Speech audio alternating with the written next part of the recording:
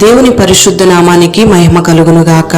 అనుదిన దైవ కృపా కార్యక్రమం ద్వారా ఈ దినాన దేవుని మాటలు వింటున్న దేవుని బిడ్డలైన మీ అందరికీ హృదయపూర్వక వందనాలు తెలియపరుస్తూ ఉన్నాం. ఈ మాటలు వింటున్న మిమ్మల్ని నిశ్చయంగా నా దేవుడు దీవించి ఆశీర్వదించునుగాక. ఆమేన్. హోషేయ గ్రంథము 14వ అధ్యాయం 5వ వాక్యాన్ని మనం గమనించినట్లయితే, చెట్టునకు మంచు ఉన్నట్లు నేను అతనికి ఉందును అని దేవుడు ఇక్కడ మాట్లాడుతూ ఉన్నాడు. ప్రియమైన దేవుని బిడ్డలారా, ఉదయకాలం మనం లేచి చూస్తే చెట్లను మంచు ఆవరించి ఉండడం మనం గమనిస్తూనే ఉంటాం.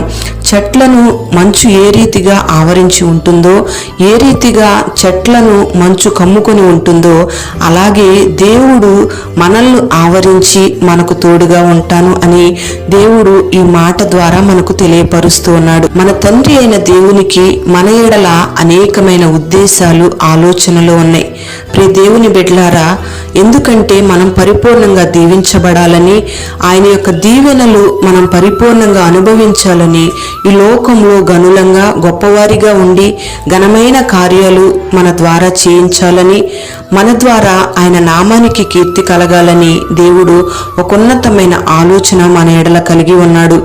ఆ రీతిగానే ప్రజలందరూ కూడా రక్షించబడి నాశనం అనే నరకము నుంచి తప్పించబడాలని దేవుడు ఒక మంచి ఉద్దేశాన్ని కలిగి ఉన్నాడు. అందుకే మన ప్రభు అయిన యేసుక్రీస్తు ఈ లోకానికి శరీరధారిగా ప్రత్యక్షమయ్యాడు. సమస్త మానవాళిని రక్షించడానికే ఆయన ఈ లోకంలో శ్రమించాడు. ఆయన సిలువలో చేసిన త్యాగాన్ని బట్టి సమస్త మానవాళిని కూడా ఆకర్షించే ఆకర్షణీయుడిగా ఆయన మనకు కనబడుతూ ఉన్నాడు. మనందరినీ రక్షించడానికి లోక రక్షకునిగా ఆయన ఈ లోకానికి ప్రత్యక్షమయ్యాడు. ఈ లోకంలో ఒక గొప్ప జయ జీవితాన్ని దేవుడు పొందుకున్నాడు. ప్రియ దేవుని బిడ్డలారా, మన ప్రభు అయిన యేసయ్య అంత అత్యధికమైన విజయం పొందడానికి గల కారణం ఏమిటంటే, మనల్ని అందరినీ రక్షించుకోవడానికి గల కారణం ఏమిటంటే, ఆయన తల మంచుకు తడిసింది. అదే ఆయన విజయవంతమైన జీవితానికి రహస్యం.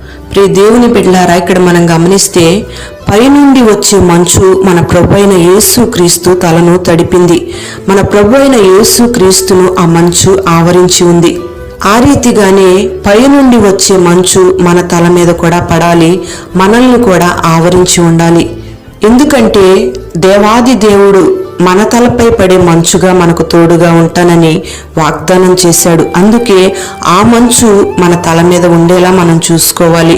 చెట్టు మీద మంచు పడినప్పుడు ఏ విధంగా ఆ చెట్టు పచ్చదనాన్ని సంతరించుకుంటుందో, పూతనిస్తుందో, ఫలాలనిస్తుందో, ఆ మంచు యొక్క ప్రభావానికి పుష్పాలు ఏ విధంగా వికసిస్తూ ఉంటాయో, ఆ విధంగానే ఆయన ఒక దివ్యమైన సన్నిధి, ఆయన ప్రత్యక్షత మంచు వలె మన మీద పడేటప్పుడు కూడా మనము కూడా ఆ విధంగా చెట్టు వలె వాడిపోకుండగా, వడలిపోకుండగా నిత్యం పచ్చదనాన్ని కలిగి ఉంటాం. ఫలభరితమైన స్థితిని మనం కలిగి ఉంటాం. ఈ మంచు భూమి మీద పడినప్పుడు దానిలో ఉన్న శక్తి వలన మొలకలు రావడం ప్రారంభిస్తాయి, నూతనమైన స్వభావం పొందుకుంటూ ఉంటాయి, మొక్కలు చిగురు కట్టడం ప్రారంభిస్తూ ఉంటాయి. ప్రియ దేవుని బిడ్డలారా, ఈ మంచు వలన మంచు ఎక్కడైతే పడుతుందో ఆ ప్రాంతంలో కొత్త సృష్టి ప్రారంభమవుతుంది. ఎండిన విత్తనాలు కూడా చిగురించడం ప్రారంభిస్తూ ఉన్నాయి. ఈ విధంగానే దేవుని శక్తి కూడా మనలో పనిచేయాలి. Praise the lord. ప్రియ దేవుని బిడ్డలారా, మంచులో ఉన్న ఇంకొక అద్భుతమైన గుణం ఏమిటంటే, ఆ మంచు పడిన చోటల్లా కూడా చిన్న చిన్న బిందువులుగా పడతాయి.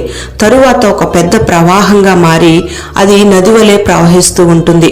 ఆ నీటి వలన మొక్కలు, జీవరాశులు, మానవులందరూ కూడా బ్రతుకుతారు. కాబట్టి మంచులో ఎంత శక్తి ఉందో మనకు అర్థమవుతూ ఉంది. ఆ రీతిగానే పరలోకపు మంచు మన జీవితాల మీద పడినప్పుడు మనం కొన్ని దినాలకు జీవజల నదిగా మనం మార్చబడతాము. ఈ జీవజల నది మనల్ని జీవింప చేయడమే కాకుండా మన మాటల ద్వారా, క్రియల ద్వారా, మన నడవడిక ద్వారా అనేకుల మధ్యలోకి ప్రవహించి అనేకులకు ఆశీర్వాదకరంగా మారుతుంది. ఈ రీతిగా పరలోకపు మంచుతో తడిసిన ప్రతి ఒక్కరికి కూడా దేవుడు జీవాన్ని అనుగ్రహిస్తాడు. ప్రియ దేవుని బిడ్డలారా, మనము కూడా దేవుడు అనుగ్రహిస్తున్న ఆ పరలోకపు మంచుకు మనం తడిసినప్పుడే మనం జీవిస్తాము, అనేక మందిని జీవింపచేస్తాం. Praise the lord. ప్రియ దేవుని బిడ్డలారా, చెట్టునకు మంచు ఉన్నట్లుగా ఆయన మనకి ఉన్నప్పుడు మనం నిర్లక్ష్య పెట్టకుండగా, మనం అశ్రద్ధగా ఉండకుండగా మనం ప్రభువుకు అప్పగించుకున్నట్లయితే మన తల మీద ఆయన పరలోకపు మంచు కురవడానికి, మన శిరస్సును ఆయనకు మనం అప్పగించుకున్నట్లయితే మంచు వలె ఆయన కృపను మన మీద కుమ్మరించి మనల్ని అనేకులకు ఆశీర్వాదకరంగా మారుస్తాడు, అనేకులకు ప్రయోజనకరంగా మారుస్తాడు. మనల్ని కూడా జీవింపచేసి మనకు గొప్ప ఆశీర్వాదాన్ని అనుగ్రహిస్తాడు. ప్రియ దేవుని బిడ్డలారా, ఈ దినాన మరి అటువంటి శ్రేష్టమైన ఉన్నతమైన అనుభవాన్ని ఈ మాటలు వింటున్న మనకందరికీ కూడా దేవుడు అనుగ్రహించునుగాక. ఆమేన్. పరిశుద్ధుడైన తండ్రి, ప్రేమ కలిగిన దేవానికి స్తోత్రం చెల్లిస్తున్నాం. ఈ దినాన ఈ మాటలు విన్న బిడ్డల్ని మీరు పేరు పేరున ఆశీర్వదించండి.